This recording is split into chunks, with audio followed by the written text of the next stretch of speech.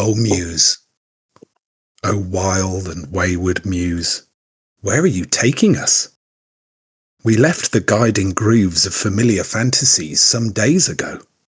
Oh, that road goes ever on and on, a ring of repeats, where the wheel of time makes deep ruts in the road that are easy to follow. I wandered there as a child, but when I came of age, you took my sword hand and put a pen in it. I freed you from that whorehouse, my dragon-born muse. Now we stumble in strange new lands, where the rusty mountains shed a red dust that tastes of iron and blood. The names of plants prick my tongue, and their chewy roots stain my teeth. Horned beasts with heavy heads roam across the wide plains of my blank pages. You tell me it's the land of the free, a brave new world. This land is my land, this land is your land. But this frontier fantasy deals from a pack of lies, and someone else is holding all the aces. O Muse, O my mistress of mischief and magic, get your gun, paint your wagon, wear your yellow ribbon for me. There's trouble ahead. There's blood on the trail. Yes. I knew you had one as well. I knew you had one of these. You said you hadn't prepared much. Oh, I just read there from the first page 4 of Blood on the Trail. And if you enjoyed that introduction, feel free to go and use it at your own table. GrittyGorglePress.com. GrittyGorglePress.com. That was an extract from How the West Was Lost by Kit Tealeaf, whoever that is. Who? So greetings, gentlemen. Tonight we're going to play some Blood on the Trail, which I think one of you played the first part of when we play tested it. Who was that? Was that you, Cole? I have played. That was Cole. Right. Part 1. But, we are older and uglier and wiser since then. So I think we can bring an A game tonight, and I'm very much looking forward to running it. So, we're going to jump into the second adventure in the book. But before we do, get into some of the mechanics of this, what is essentially a kind of travel or journey-based adventure, we need to set the scene of where we are going to begin. The land is red and dry. This is a barren expanse, an area of dust and sand, which long ago looked different, but not today. You find yourselves stood outside a saloon. You listening to the rumblings and rumours of this sort of one-horse town that you find yourselves in. And you don't plan to stay here much longer. You can already see the wagons laden, with your belongings or your produce or your supplies that you're going to be transporting. And there is another wagon there too, of people that you will be travelling with. And that is your path. You look behind you at where there is a river, where it is rumoured that an ancient steamer boat sometimes is known to sort of stop here and take people on voyages into the unknown, but that is a different story. So you turn your back on the river. It is the last water you will see for a long time, and you decide to, before you set out on your journey, go into the saloon and have a last drink before you set out.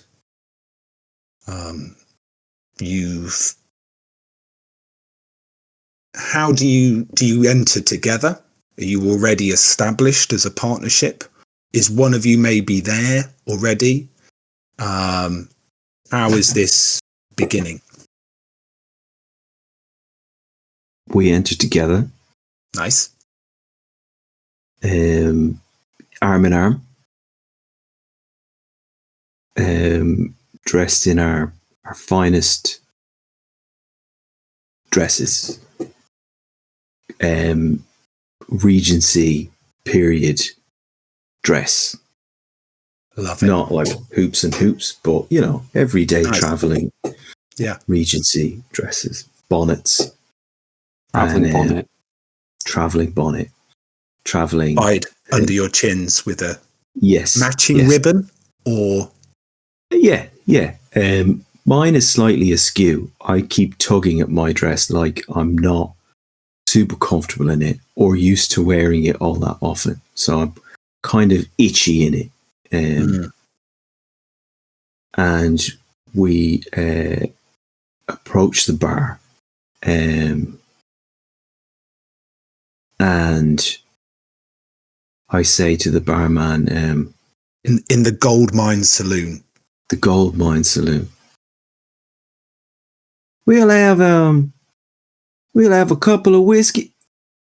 I look at my sister and I say, we'll have some tea. Thank you. And a sandy-haired kobold stands behind the bar, and he comes over. Greetings, ladies. Was that whiskies that you require, or tea that you require? No. That would be teas. Thank you very much, sir. A tease? Oh, I can play that game. We'll not be having any of that. Thank you very much. Tea would be just fine. Yeah, we'll have a couple of teas. And she winks. But you can spruce man up a little if you wanted. Very well. Yes. Okay. I think if I may just make a very quick insight perception check to see if I see your wink or not, if that's okay. That's a natural 13 plus a 6. I'm on a 19. What kind of check did you make? Insight. Tell you what, make it intelligent. Sorry, perception. Make it intelligent. Okay, I shall do. I'll re-roll that then.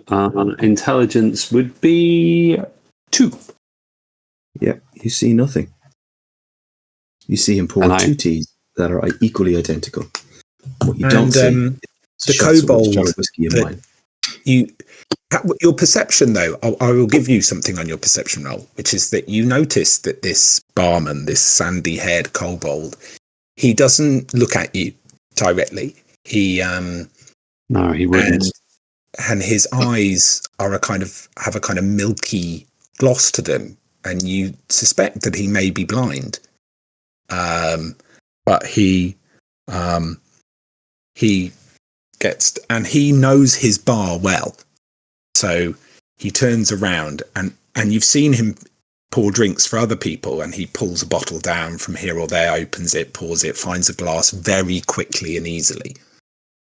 But the process of preparing your tea is somewhat more unusual for the kobold. So he tells you to go, and he says, I will have your tea brought over to you, ladies, if you would like to take a seat, perhaps by the window. Thank you, sir. We shall. Thank you kindly. And so you watch him, and he goes to make your tea, but that is somewhat more difficult for him because he's not as used to that part of his bar. He doesn't have to use that part very often.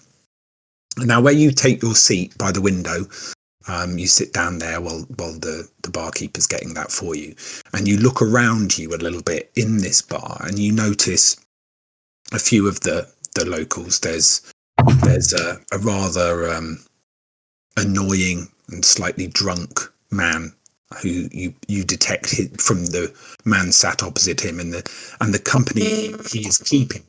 but doesn't really want to listen to him. It's like he's forced himself into a table that nobody really wanted him to sit at. His chair doesn't have a natural place at it.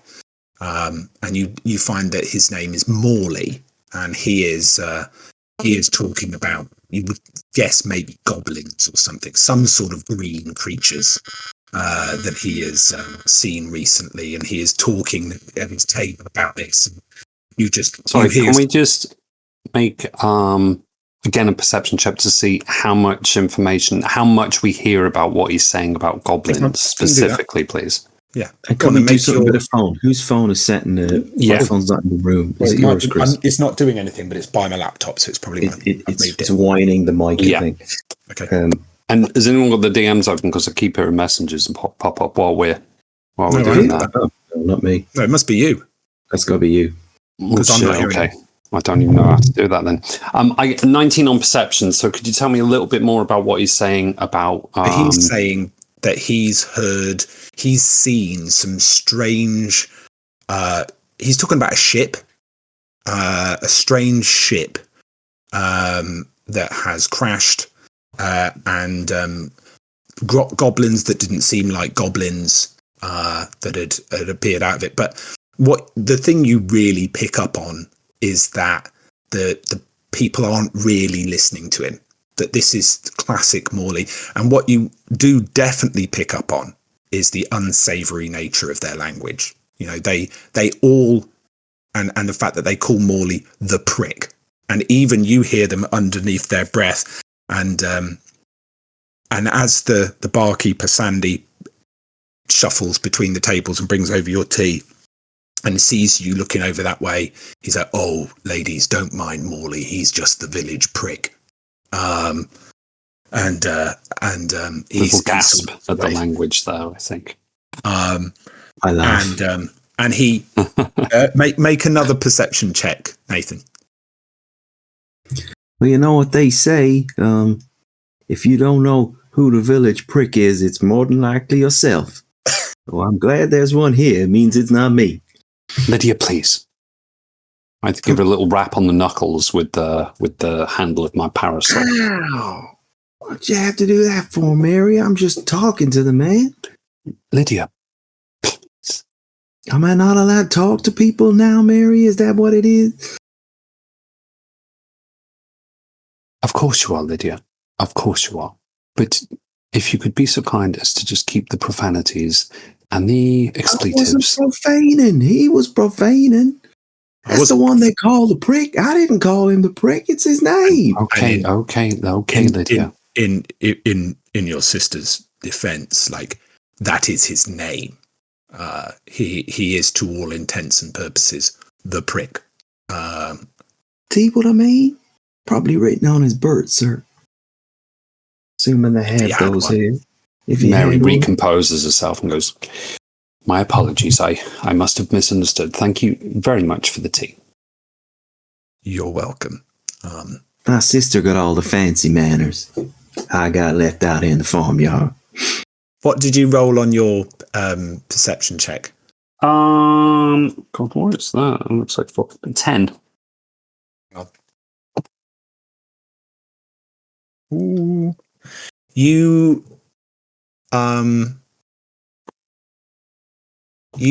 don't see as he gives a wink to your sister,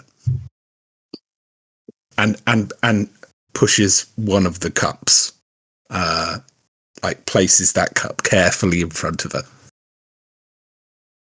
and she slips him a coin. Yep, nice. Then you also coming into the bar is, you notice a very old, wizened gentleman, an orc, and he wears a tired-looking Stetson hat. He is dressed in, one of those kind of fringe jackets, style. And he gets quite jumpy about what Morley's talking about. He's like, oh, someone say green. Someone say green. You talking about Captain Green? And again, the people at this table are like, oh no, this is Morley. He's the prick. He's talking about, and Morley then like, no. I saw these green men. Oh no, you're not talking about Captain Green then. Oh no man. And he got all agitated for a second, and then he resettles into his sort of stupor, and he's got a whole bottle of whiskey on his table, and he pours himself another little bit. Who do you suppose Captain Green is, Mary? You heard of Captain Green before? That name ring any bells in your refined little head?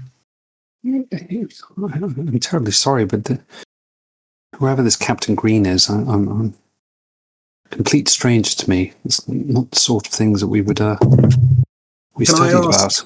Which one of you might be more likely to have read romantic tales of the kind of, I wondered this one. So although I don't think I'd tell anyone about it. Yeah. So do you want to roll a history check for me? Sure thing. That's a 10. You vaguely remember something. It could have been a Captain Green who was like a kind of swashbuckling, kind of lovable pirate,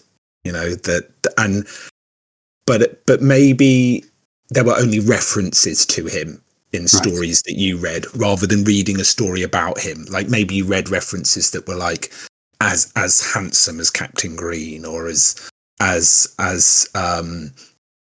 difficult to seduce as Captain Green, or as debonair as Captain Green. Something of that nature vaguely rings a bell in your head.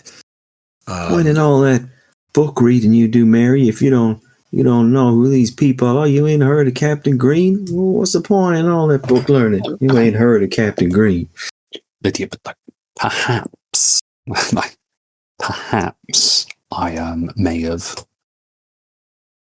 come across the name. He may be some quite the tearaway, quite the scoundrel, I believe. And she titters. And you came across his name, huh? Yes, Lydia. And what do the locals of the Myrefall Tavern see when they look over at your table? Well, I think we've got our best kind of travelling frocks on, and we're quite bonneted. But I assume when we sat down, dwarves, tieflings, elves, have you made decisions on that? We are of Fey ancestry. We're short. We prefer the term Fey adjacent. Yes, that's our preferred way of different to elven. Be another acceptable way. So I think when we take off our travelling bonnets, like Mary has, she has like her hair's kind of up in a very, very tight bun. She's got like a hairband, but this hairband has again like a veil that kind of veils most of her face. Nice. Primarily for traveling in the dust, but she just feels more comfortable in the veil. I suppose the most discerning feature is she's got something called ear clasps. So her ears are kind of, pointed and direct, but they're essentially fashioned so that they don't come out. They're kind of held back in the elven style. I've seen women be able to do that with their hair before. Like maybe she's tied her hair across the top of her ears. She does that with her ears, so they look. So they look, flat. Her ears look quite elven. Right. Okay. And do you look? You said that your character Lydia looks a bit less well put together. So although you're wearing similar outfits, identical outfits. Slightly less. You wear it slightly less naturally, perhaps, and you. Ears are absolutely out. Your ears are out, of course. I love it. So whereas your ears are tucked back, yours sit under the brim, tied back. Yeah. Right out. Nice. Okay. So you've got these, and how big are these ears? How long's a piece of string? Yeah. I mean, not Lydia, Mary is kind of constantly checking that her ear clasps are in place and that everything's looking as elven as she can make herself look. Okay. Nice. Interesting. Very interesting. Okay. At this point, you've been waiting here for the Reverend Ernest,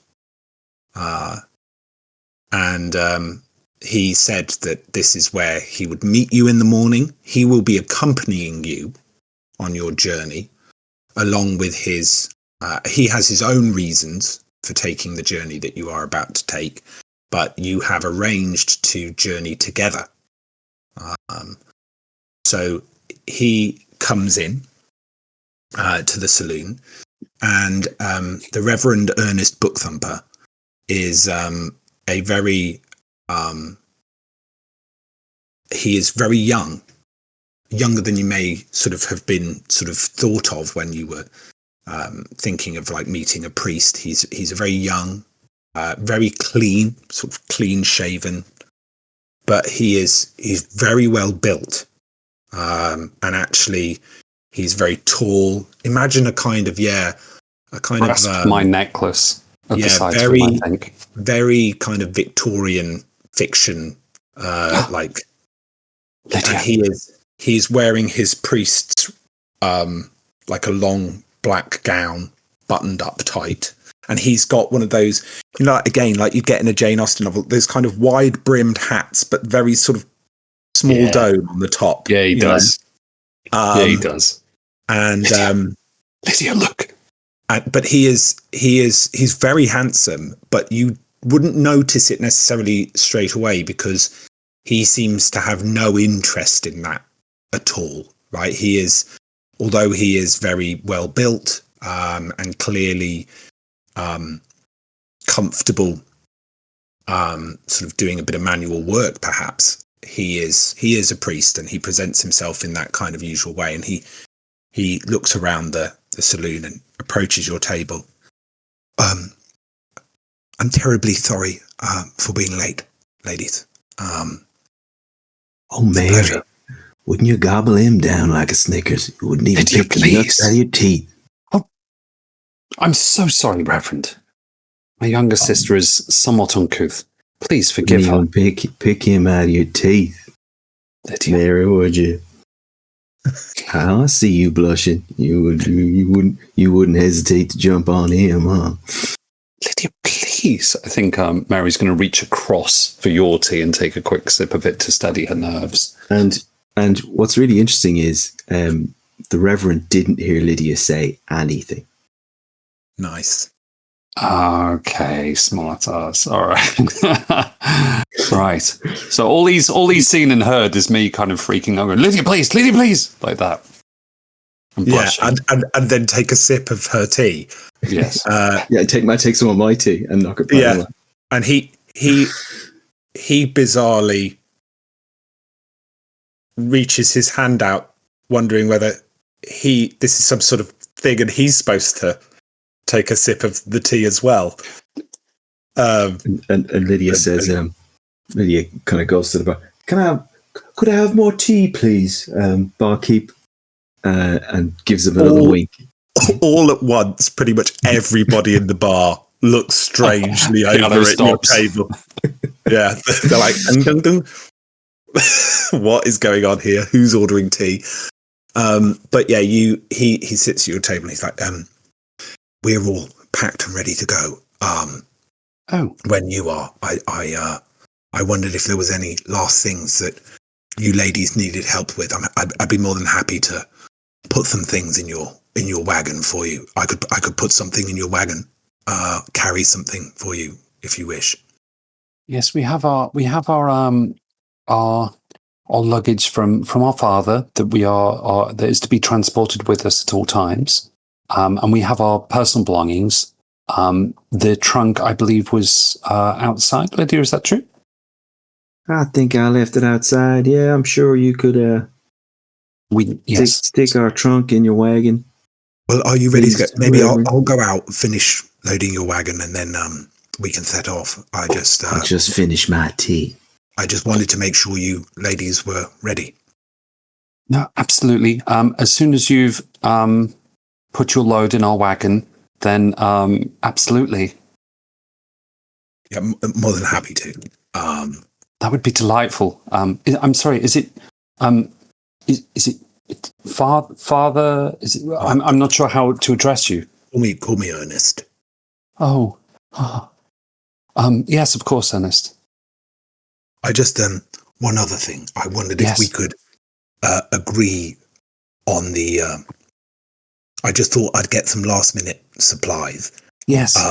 And I'll make sure we had enough. I've been told there's no water between here and Port Sunlight where we're going. So I thought we should stock up on things. I've seen there's a supply store at the end of the town. I'll get some things from there. Cersei has already gone to get some stuff. Yes, of course, Father. Please let us remunerate you from our slightly meager budget, but we of course would require supplies. Thank you very much. Thank you for your kindness. Okay, so this is our first mechanical part of the journey. So if you want, our favorite part, choose mechanical parts. Lydia, please. Okay.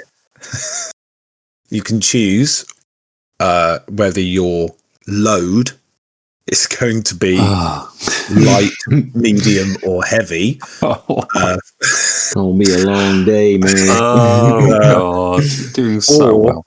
I'm so glad I've chosen the NPCs that I've chosen from the book for this. Or you can roll for it if you would like. I love a good roll. I think we'll roll for it. Absolutely. Okay, so Cole, can you roll me a d6? I surely can.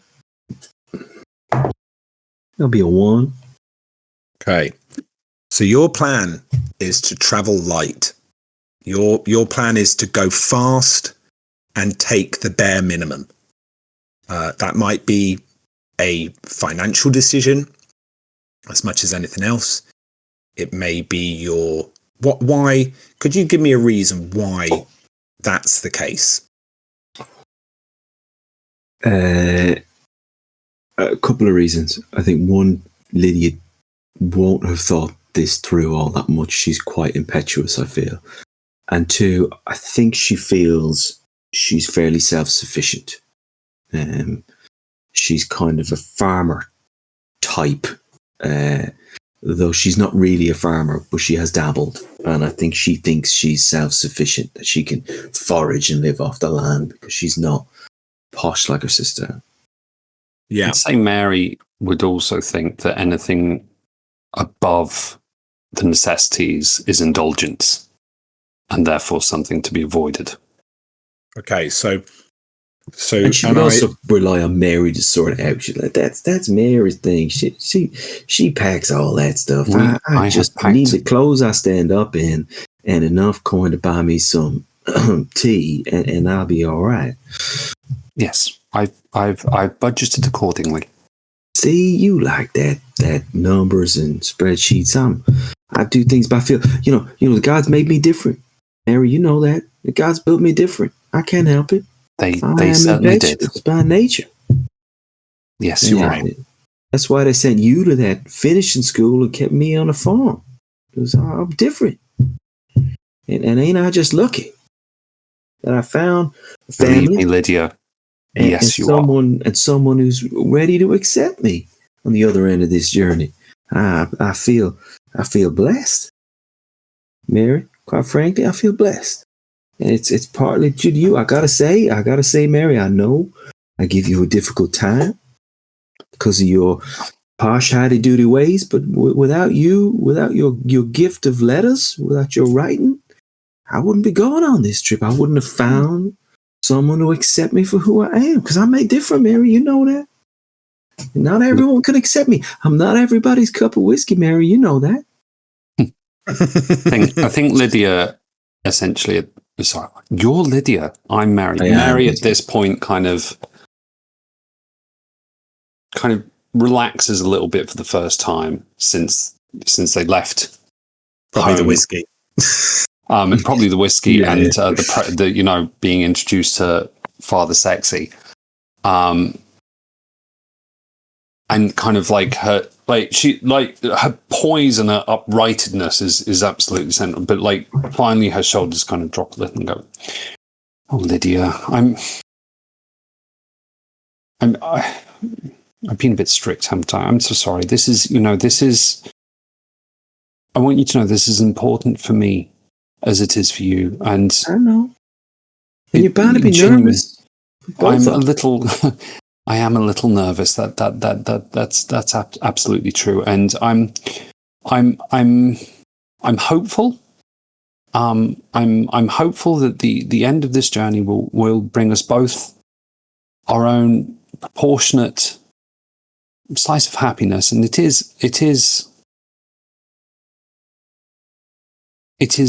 very important to me that you're happy. And so these next few days, if for nothing else, it's a wonderful opportunity for us to, reconnect. I've been away for quite a while, and you were always my dear sister. Now, listen, after the 30 of us, it was always. I know, Mary. I know. Now, listen, you went to that fancy finishing school, and I stayed on the farm because the gods made me different. But I've seen things on the farm, and I've been around a little. I've experienced. I've got proficiency in animal handling, Mary. I've experienced some aspects of animal husbandry, perhaps. So, if there's any questions you want to ask me on the trail about, how things are going to go once you just let me know, Mary. All right. I know in that fancy finishing school, there's a certain kind of finishing they may not have taught you, but if you want to ask me, I can certainly give you some direction. Well, Lydia, again, I genuinely appreciate that. If I do have any questions about how to tend animals, I will absolutely ask you. Thank you. Well, so no idea what she's referring to. Just a certain kind of animal you'll have to tend to, Mary. I don't believe I'm going to. I don't believe he is a farmer. Well, maybe we'll work our way up to that one as we go on the trail, huh? You always were one for riddles, Lydia, darling. Anyway, come along then. Okay. It made me different. What can I tell you? So, you have enough supplies for 3 days of travel. Okay. Excellent. It's a one-day journey. But you should get there in 3 days. So you've got nothing spare. Okay. Exactly. And you're aiming to go pretty fast to get there as quickly as you can across what is essentially just desert. Probably a day's worth of supplies left over, Amir. But your plan, one thing they did teach us was good husbandry. Yeah, and your plan, I suppose, is to be frugal, and also, like exactly as you said, Cole. It says here you have no spare food or water, so you will need to hunt and forage if you get slowed down. But I think also maybe there's an air of naivety about this, that you don't have any sense of what you might face out there in the desert. I think that's fair, isn't it? I think for both of us, that's true. Yeah. Okay. Now, as you're going light, the other advantage or disadvantage, depending on how you want to look at this, is that you have less valuable loot. So from a kind of actually from a sense of the likelihood you will be held up by a highwayman, or the likelihood that robbers or something would target you, will be reduced somewhat, because you aren't carrying as big a supply train of stuff that would be an invitation to bandits or stuff like that. So you get 2 items from the family silver and other loot section of the book. So if you want to have a little look at pages 16 to 21, there's a lot of loot to choose from. Yeah, all got our books tonight. It was within 16 to 21, you say? I'm gonna rattle through the names of what's in there, and you can sort of tell me to stop if you think there's something. Can I roll? Yeah. It's not in rollable table form, but I think there are. Hang on, let me see how many there are. 1, 2, 3, 4, 5. Family silver and other. Yeah. 18, 19, 20, 21, 22, 23, 24, 25, 26, 27. There are 32 items in there. I can roll a D. 4d8. Well, yeah. I tell you what, I've got Minus a D3, 4. and I've got a D3, a D20, and a D10. How about I roll? I've got a D3. Yeah. What's a D3? It's, well, in this case, it's just got 1, 2, and 3 on it twice. Yeah, D6 with 1, 2, and 3. Oh, right. I've got one of them, actually. Yeah, I've got one of them in my children's Gruffalo game. Yeah, which is all brilliant, right? So I'll roll a D20, a D10, and a D3, and then if I roll 33, I'll roll again. How's that? Does that seem fair? Yeah. Stop reading. 13, 16, 18. Okay.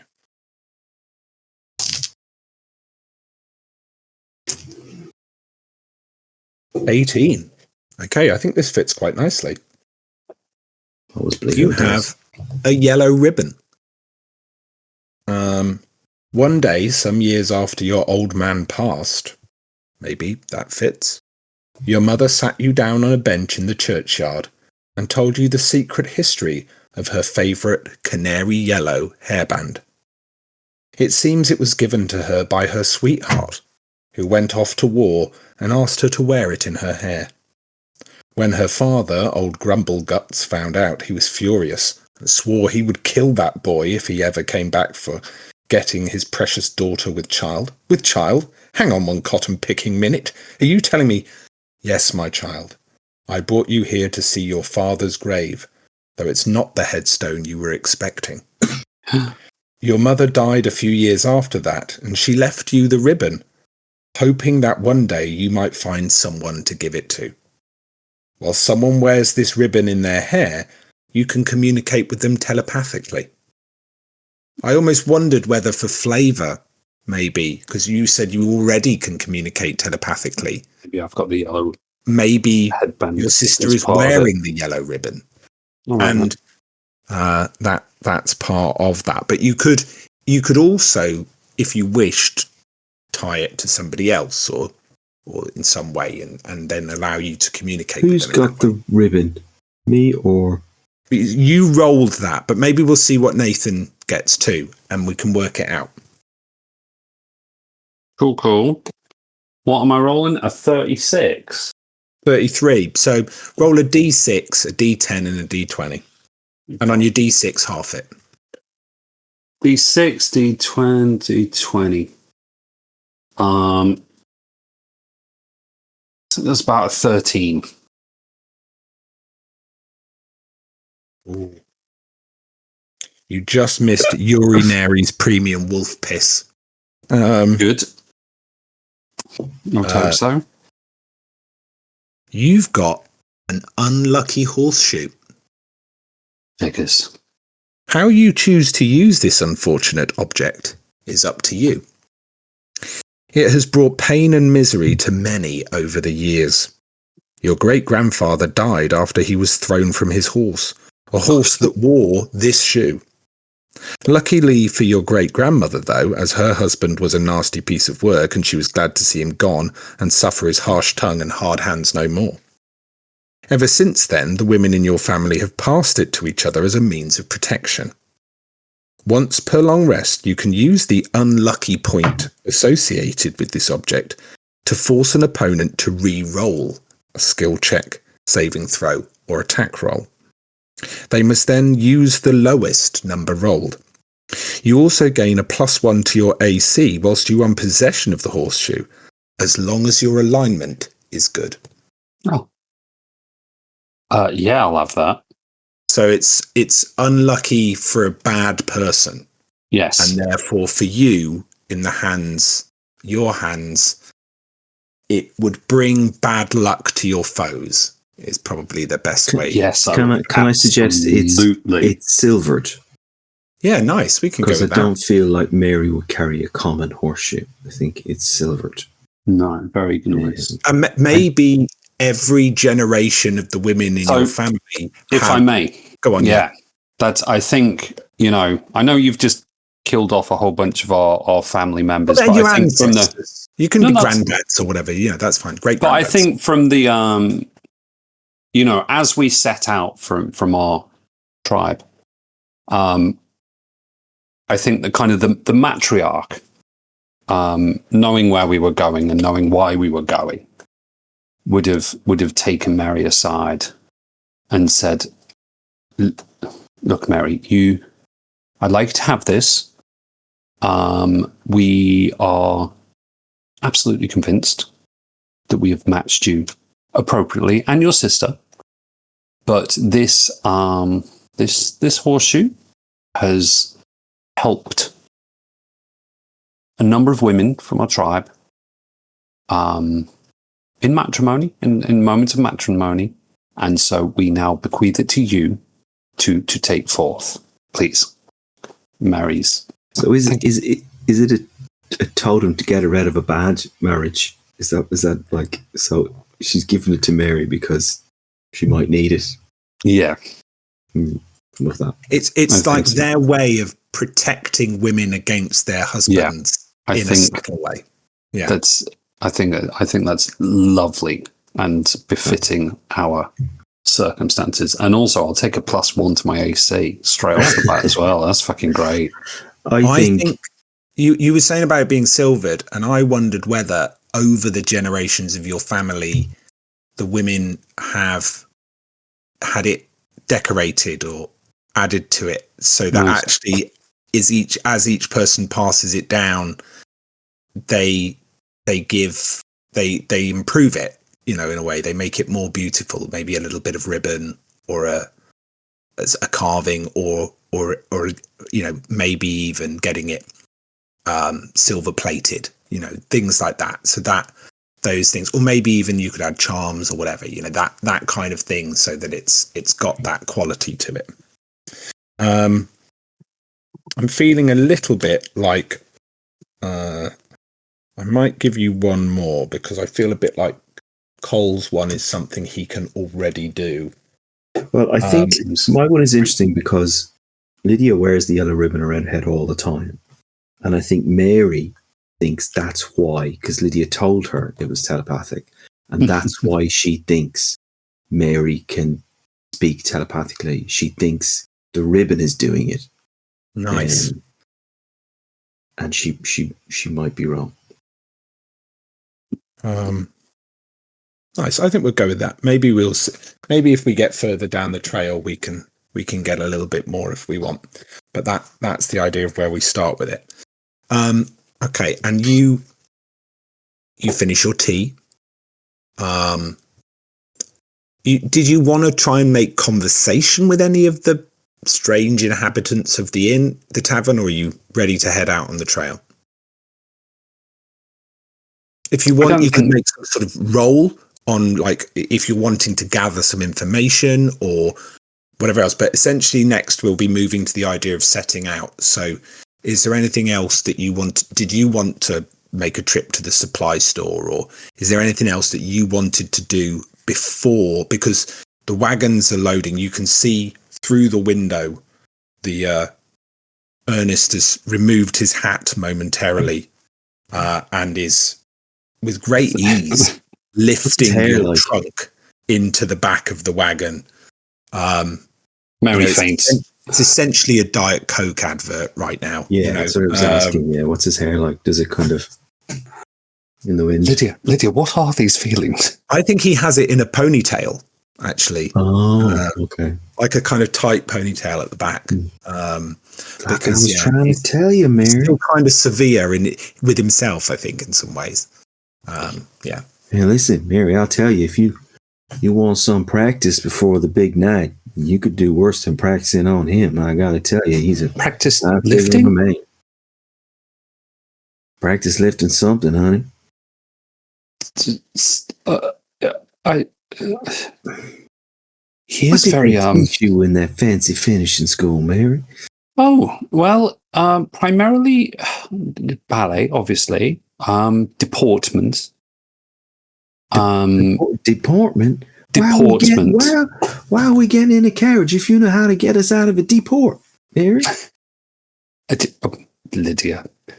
Common Lydia. Deport is over there, Mary. Deportment is how young ladies such as ourselves carry ourselves in public spaces and in private too. So yes, a lot of that. Calligraphy, obviously, as I'm sure from my letters you may have noticed, hopefully. Yep. And mainly, and she kind of pauses. Discipline. A lot of discipline. Oh, Mary. You had bucket loads of discipline before you went to that school, honey. You don't need no more. Yeah, well, I mean, it does aid the memory, as Madame told us. Gonna be a long old trail. Hey, Sandy, you got any bottles of that fancy tea we could take with us on the trail? Mary leans over and goes, "You can get yourself a bottle, Lydia. That's quite all right." Well, I appreciate that too, Mary. Thank you very much. Of course you do, darling. Of course you do. And I go to the bar. Get a bottle While of whiskey. You're doing that, Mary, a cat, is like nuzzling up to your revealed ankles momentarily, and is sort of nuzzling in and purring. And do you make a fuss of this cat or shoo it away? Or I mean, not very loudly or publicly, but I certainly go, oh, hello. And I'll try and reach down and pet her a little bit. Okay. Can you choose one fairly innocuous but small item Yes. you would have about your person? Yes. From your sort of traveler's supplies. I will give you my... Wait, is it mascara? What's that thing where you put it on? Makeup that you put on your face. It's like a big brush. A makeup brush. Oh, yeah. Nice. Okay, yeah. One of them. I think that would be suitable, yeah. And you've lost that now, I'm afraid. That's distressing. Can you make me a perception check? Certainly. 2. Okay. Oh, no, 5. Sorry. You notice nothing. Yep. And the cat is very friendly. Jumps up into your lap. And you stroke it. And then just like that, it sort of just like gives, like cats do, right? They're friendly 1 minute, and then the next, they're such flirts, cats. Yeah. It just looks at you and jumps off and leaves. And as it leaves, you see Mary visibly wilt and kind of go into herself a little bit. Don't worry. Okay. You return from... I'm assuming it's fairly straightforward. You've gone and got yourself an extra bottle of whiskey from the bar. You're heading out to your wagons. Yeah. Okay. You head back out of the saloon.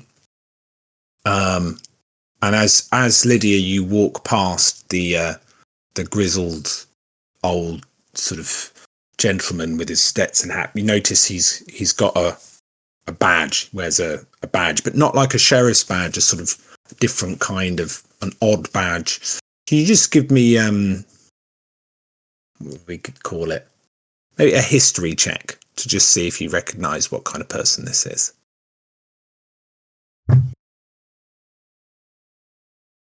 Uh, 14 from me. I think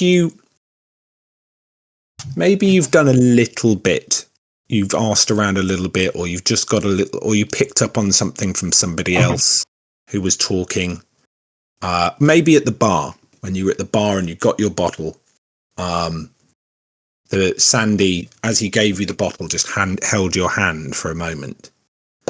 And Sandy is like, "Be careful out there on the trail. It's not safe." I think Lydia does hear it, but Sandy doesn't say anything. Lydia just picks it up. She picks up. There's something in the way that he holds her hand for a minute. Yeah, there's Lydia's. God's built me different. I hear things. People say things to me without speaking, and I hear it. I know that God's made me different. What can I say? And that guy Sandy, he looked at me and he gave me that bottle of whiskey, and he had a warning in his eyes, and his eyes told me, "Be careful. That trail's dangerous." That's what he said with his eyes. He didn't speak with his words. People speak. Listen, Mary, God's know I was built different, and I picked these things up. You know, I got a good gut. Yes, darling. You always did, and your instincts always were. When we were little, when you said it's time to run and hide, Mary, we ran and we hid. And wasn't I right? Wasn't I right? You were right every time, darling. Which worries me. Remember after that, because you've just said this is dangerous.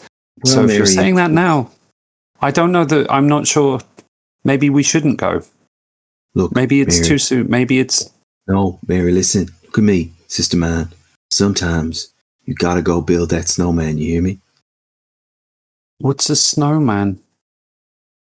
Never mind. Something I dreamed about once. Oh, it sounds terrifying. Yeah, a man made of snow, like a. No, right? Well, some folks like to build them. That's what it's like with like mud, with white mud. They build a little man, and they call that snowman.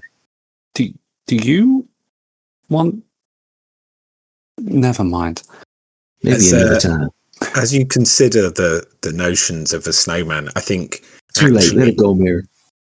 I think actually you would welcome one now, because as you stand in the hot haze of the afternoon of the morning sun, I guess wouldn't be afternoon yet, as you're about to set out on the trail, a fly crawls along the brim of your hat, down your gauze, you swat it away. Or I think I don't swat it away. I think as it's flying, I catch it in my fingers. Make that sleight of hand check. Oh, I will.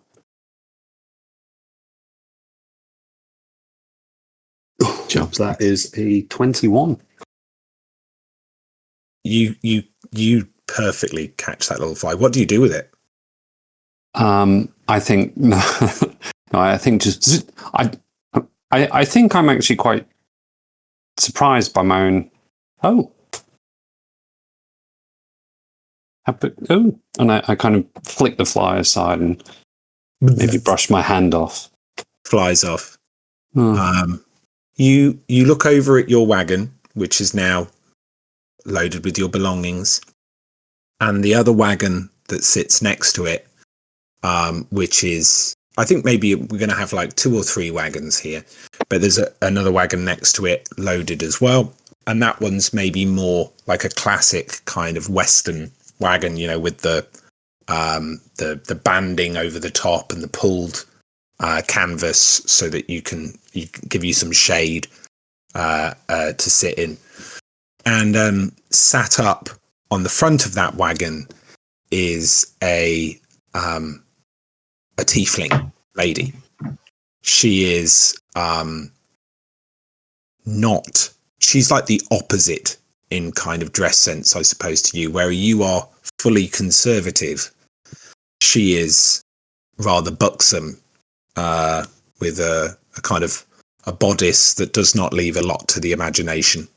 And beside her, up on the front of her wagon, is a little boy and his cat that you immediately recognize as the little cat from the saloon.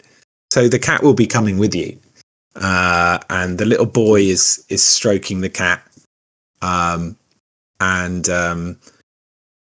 he is looking, and with his other hand he's talking to his mother about what on earth this brush is supposed to be used for, and she's like telling him, you use it on your face, and he's like, and he's trying to do his hair with it. Or do we see this? Yeah. Barry, why has that little urchin got you a makeup brush? Did you give him your makeup brush? I don't believe I didn't. I think I opened my travel purse and your portmanteau. My portmanteau. Your carpet bag. That's mine. I think. I'm terribly sorry. I believe that's my makeup brush. Insert technical name later. And his mother looks down at you, and she tussles her little tiefling boy's hair. Oh, I knew you were always trouble. I'm very sorry, my son. He is quite the kleptomaniac. He just cannot help himself. We have not had the privileges that you have had, no doubt. And when he saw such a beautiful brush, he was intrigued. His only crime was curiosity. That ain't teeth in the brush. No, Lydia, please.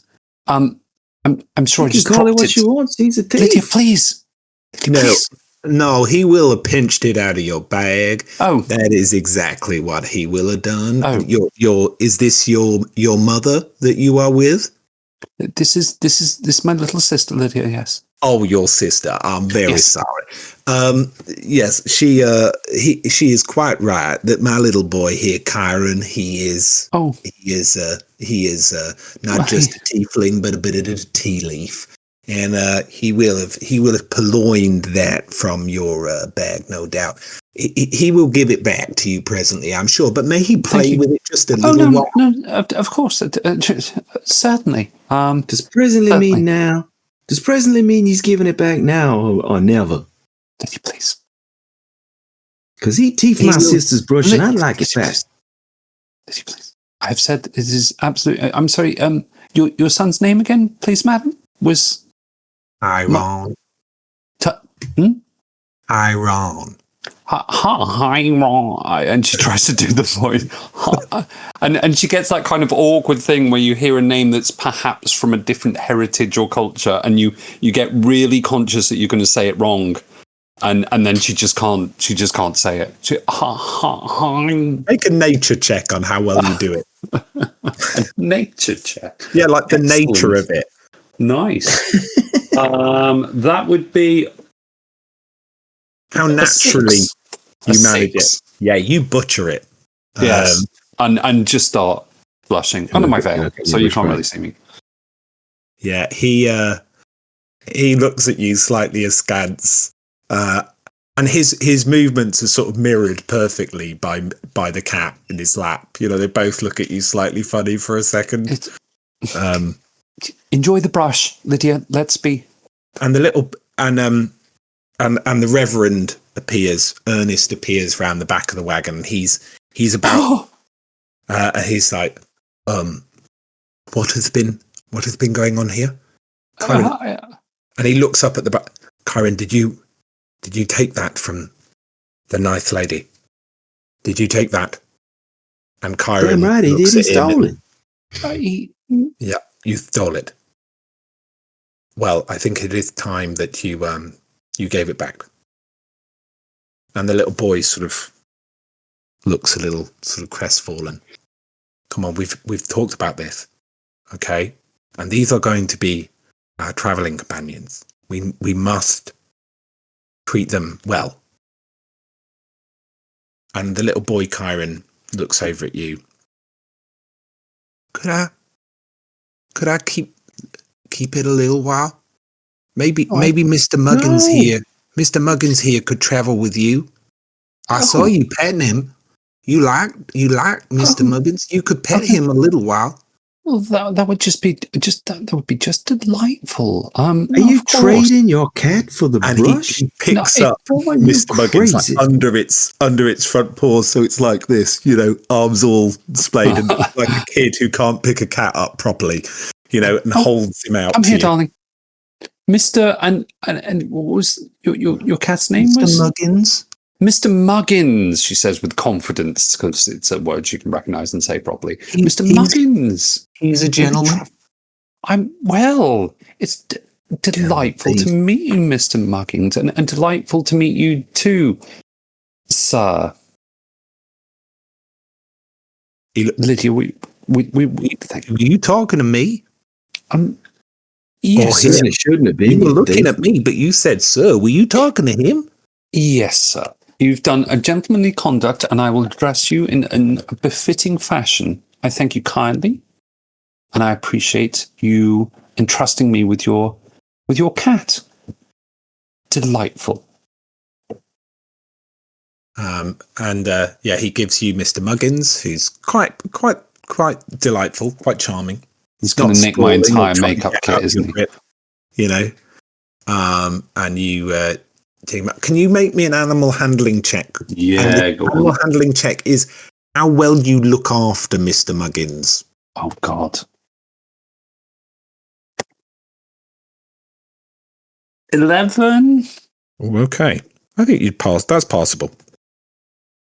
Mary Chastain, you are a fool. And now you're a pussy. And I have nothing to say to you if you was going to accept this nonsense. That boy has taken your brush and now he's giving you a cat that as soon as you turn your back with him and he'll have both. He's a thief and you should insist on having your property returned to you. Lydia, darling, again, thank you. I appreciate that this comes from a place of great care for me and my property. But genuinely, he's a little boy with a brush, and as his mother pointed out, that they perhaps are not from, have not had the privileges that I've enjoyed. Does not entitle him to take your brush. And Lydia's getting increasingly angry and would like to try and take the brush back. Is this going to be like an intimidation check, or are you going to try and persuade his mother, or? I mean, because he has negotiated in a way an arrangement of keeping it for a short while he gives her the cat. I think a kind of deal has been made. I would like to use Mage Hand to grab it back. Okay.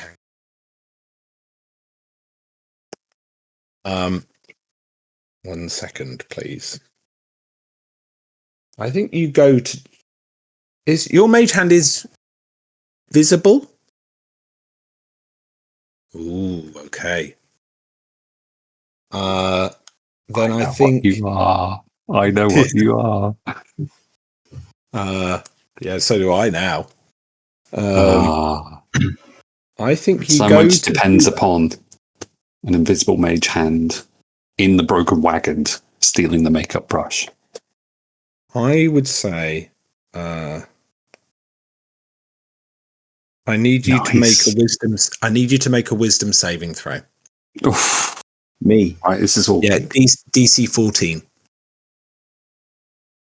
Wisdom saving throw.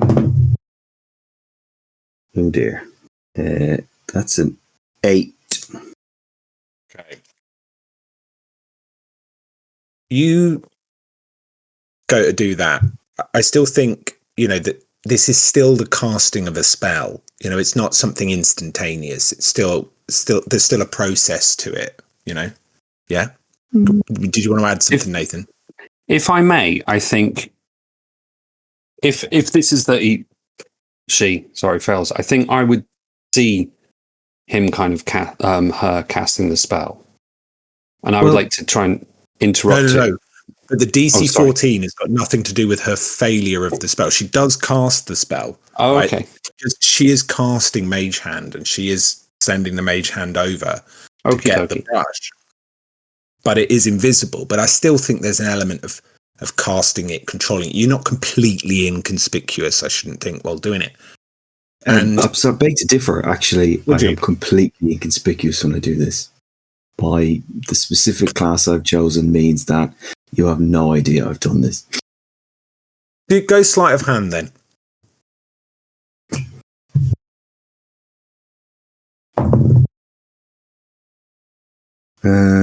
That would be 14. No, sorry, that's not right. That would be 10. Okay. I think okay, then the idea of casting the spell... If it works, it's obvious someone's done something because the brush flies back across. I think the boy is holding onto it, and then randomly his hand, like the moment you go to take it is almost maybe not quite the right moment. That the sleight of hand is the timing of the taking of it. He feels it. He feels a jerk out of his hand, and actually he's sort of got it on his face. And I actually think what happens is you pull it and you get it, but you pull out some of his hair as you do it. Like you grab part of his own hair and pull it out of the boy's head while you're pulling out this brush. That there's a kind of maybe your own anger and your own frustration at the situation causes you to do it a little bit more clumsily or a little bit more aggressively than you might have wanted to. And I think you pull a chunk of his hair out of his head and ow! And the little boy lets go of the brush and nuzzles into his mother and begins to whimper. What happens to it? Does it fly back into my hand, or does I think it's literally being carried through the air. Like it's being held, isn't it, by a hand? But the hand is invisible. Yeah. So I'm happy to take it out of the air. Happy to take it out of the air and give it to Mary. And I think that's the other thing about the sleight of hand roll being low is you don't actually, although you have subtly disguised your spell, you haven't actually disguised it because it's come straight to you. You've taken it and given it to your sister, you know. And so actually, although the hand is invisible, the intention and the action here is not. Yeah, it's an aggressive thing. I'm happy. Yeah, with that. And I think that the boy's mother. I'm going to roll actually.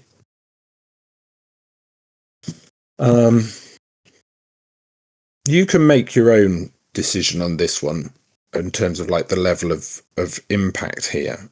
But she rolls a 14 on intimidation, but she's not intimidating you in the sense that she's picking a fight with you or she is having it's more that she is giving the impression that was badly done. And I think she looks at you both and she goes, well, what I saw my son do, I acknowledged was not correct. He made a deal which allowed your sister to enjoy the comfort of his cat. A much more precious item than any makeup brush, unless vanity to you is worth more than companionship, which it would seem to be right now. And ladies, I thought being presented the way that you are, that you would have behooved yourselves to behave far more better than you have shown yourself to do. I will not say any more than that.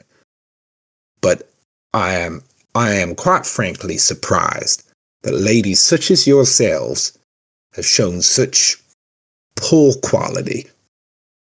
And she comforts her son.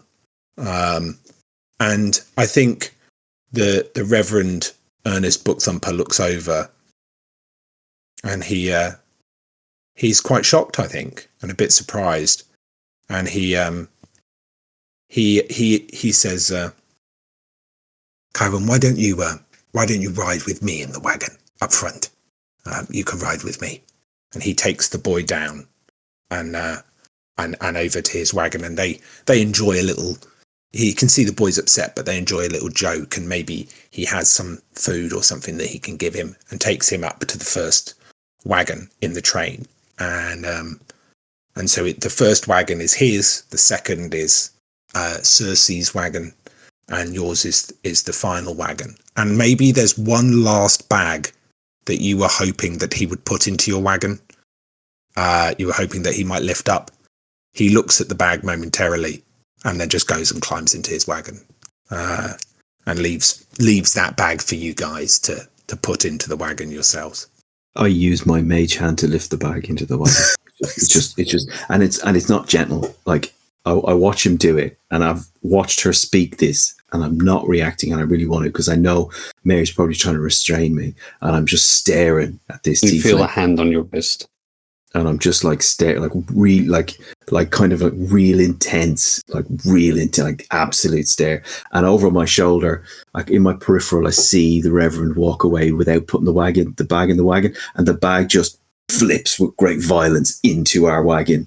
I just look at it and go thump, and then I just resume staring at the woman, and I got to be kind of almost pulled away.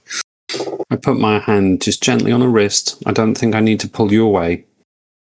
I don't think this kind of dynamic is new to us. And I just kind of lead you.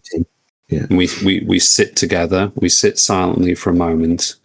And I just say, Lydia, again,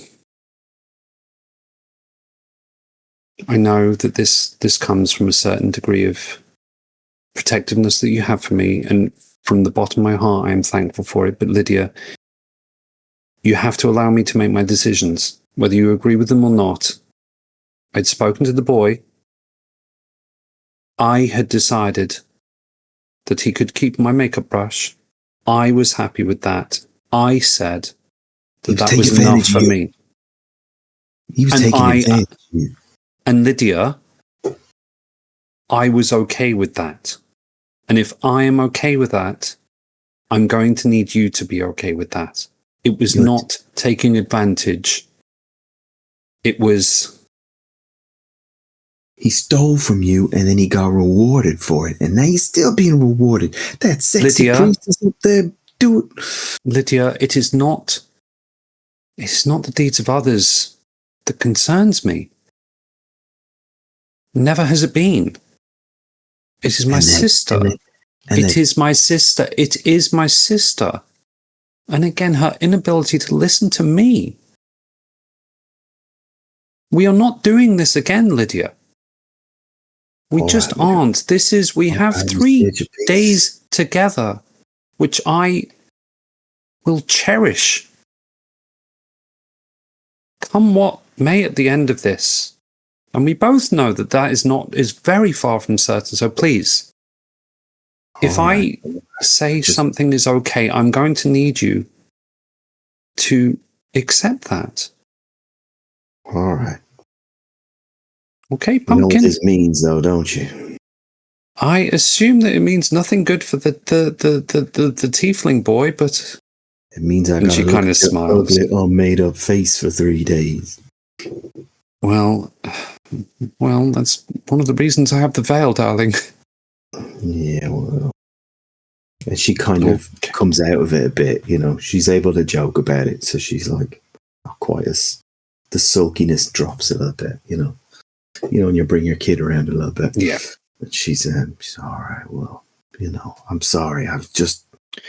No, I know. You know how I get. I'm made different. I know you are. And I see that little boy and that smug, condescending, sexy bosom of tiefling. I couldn't take it, Mary. I couldn't. Gosh, they were really all quite on display, weren't they? It was like a shelf. He was talking about pinching. It was all I could do to restrain myself from pinching him myself. Titters into a lacy sleeve. Yes, well, we've got quite the journey ahead, and yeah, we do. I think it's probably it's sorry. just they all hate me now, don't they? I'm sorry. I've done it again, Mary. No, they don't. No, they don't hate you at all, Lydia. And to be perfectly honest, I think with one thing and another, and the fact that you yourself have had one of your premonitions about the possible danger of this journey, I do think one of the creeds of the tribe was always strength in numbers. So bloody many of us, I suppose. Oh, I swore. Oh, it's been a day. I won't tell anyone, Mary. It's okay. While we're breaking rules, let's have some whiskey, huh? And we've got this, and again, we've got this delightful cat to share. Which leg do you want? And she bites into the cat's leg. Really nice of them to share. Now you know I'm partial to a front paw, Mary, so you just break me off. Okay, there you go. Wait, twist the neck because the cat was wriggling. I think we're going to have to roll to see on this whether you do immediately kill the cat. Can I make an attack roll? Yeah, make an attack roll. Right. That would come on. There you go. That would be 25. Yeah. That'll do it. I think we're going an unarmed strike, though. Oh, yeah, that's what I rolled. And yeah, do you want to roll your damage? I can do. Let me get that. You get the stat block. That was 8. Yeah, you kill the cat. Yeah, I do. Do you do this publicly? Oh no! I imagine we're in the back of the wagon, kind of sat looking. You're riding. You're driving your wagon. Oh Jesus, are we? Okay. Well, yeah, we've got a little. Yeah, we've got a kind of thing. This is with the canvas over the top. So maybe Mary is sat in the back. Yeah. And Lydia is doing the driving. Yeah. As you're about to pull out of the town, and I think this is perfect. I think if this were the scene, right? Then what would happen is like it would be a moment of a little montage moment of the what animals do you have pulling your wagons, by the way? You can choose between giant lizards, a kind of buffalo, or a carriage horse. What do you think you would have? I'd like just a horse. Okay, so you've got some carriage horses, and I think the Reverend at the front, Cersei, I think they've pulled off. And I think they've cracked the whip or whatever it is, or muttered the words, and their wagons have begun to go. And yours has just stalled slightly as Lydia is, for a moment, just getting to grips with this new animal and the wagon. And everyone else is rolling out of town. And one person in the bar looks out the window and is turning to his friend and is like, "Look at the state of those ladies. They are not going to survive." What? And then the words stuck in his throat. As in that moment, the most well put together lady has ever seen. Momentarily lifts like snaps the neck of this cat and then disturbs her veil ever so slightly to take a bite out of this. So you get a glance of a very heavily made up face. The makeup on it is quite thick, but when she bites into the tack, you see these quite jagged yellow teeth just kind of chow down on them. Fuck up. The cat's dead. Mr. Muggins is breakfast. And can I ask one of you, just to see what I'm going to try and get us to a point? How much longer do you want to go for? Not too much longer. Yeah, good. So I think make me 1d20 roll. I'm going to let Cole make the roll. Yeah, do it. 1. Excellent.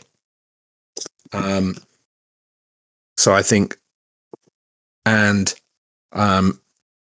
as you set off on your journey, I think and you shocked this gentleman who was sat in the corner of the bar, looking out of the saloon as your wagon pulled away.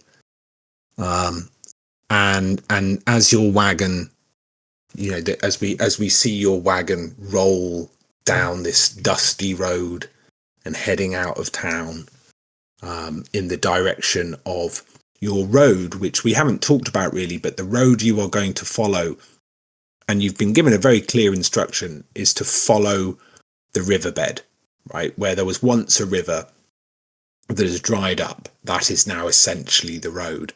And you're going to follow that road across the desert. And as you do, a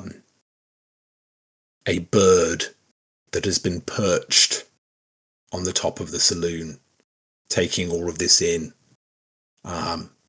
takes flight and heads out into the desert fairly quickly, and carries this and journeys further and further, and until it is out of sight, and flies further and further over the desert, following the trail of the river. And then it takes its perch on the shoulder of a gentleman who waits downstream for you. That's where we'll stop for tonight. Nice work. Lovely. Nice work. Right.